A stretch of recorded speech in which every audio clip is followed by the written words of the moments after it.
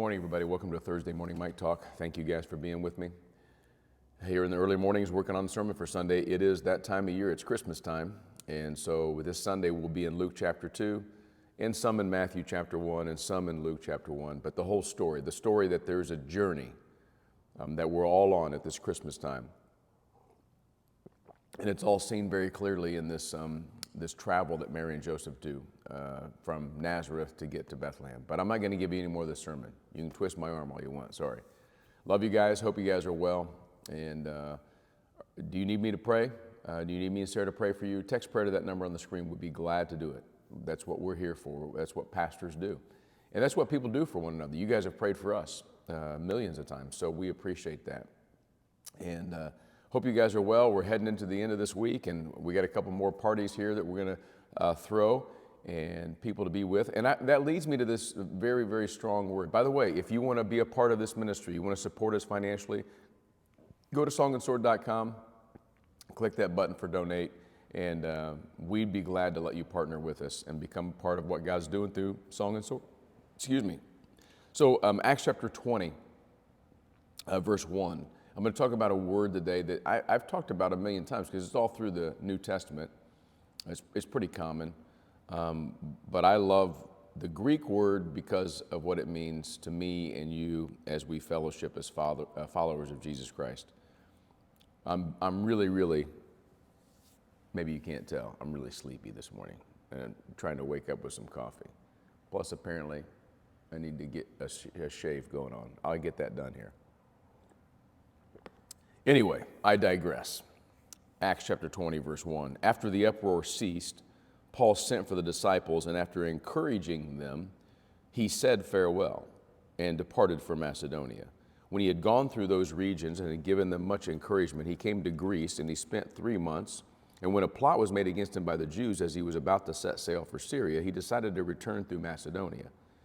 Sopater the Berean, son of Piraeus, accompanied him, and of the Thessalonians, Aristarchus and Secundus, and Gaius of Derbe, and Timothy, and the Asians, Tychicus and Trophimus.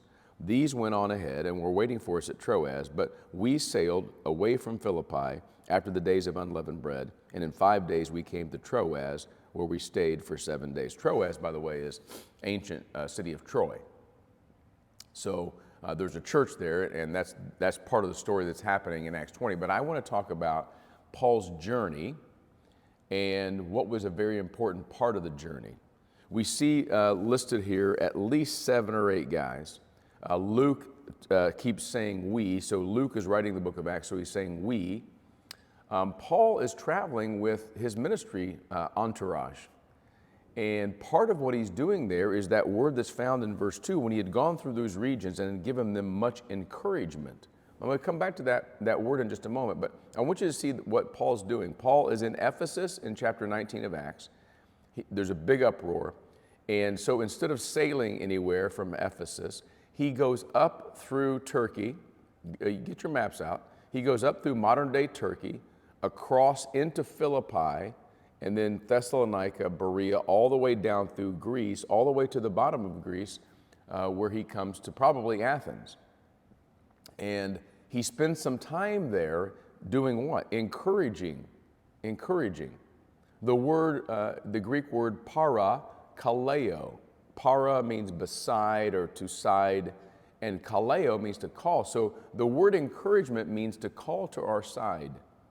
And the whole idea, and this is what's carried Sarah and I for the last 8 or 9 months, it's carried us our entire ministry lives, but we've become incredibly aware of it, is people, when someone calls you to the side, they're praying for you, they're thinking of you, they're talking to you, they call you, they text you, they write you, they're in your lives present, they hug you, they cheer you on, they listen to you when you're not doing too well, you're not encouraged. All of that is wrapped up in encouragement, calling to one side. It makes you encouraged. It's a Christian thing. It makes you encouraged when someone else calls you to their side. What's discouraging, what does not give you courage to keep going, is when you sense that you're all alone, and that's the beautiful part of the church. The beautiful part of the church is that we are called to each other's side. And that happens in a variety of ways.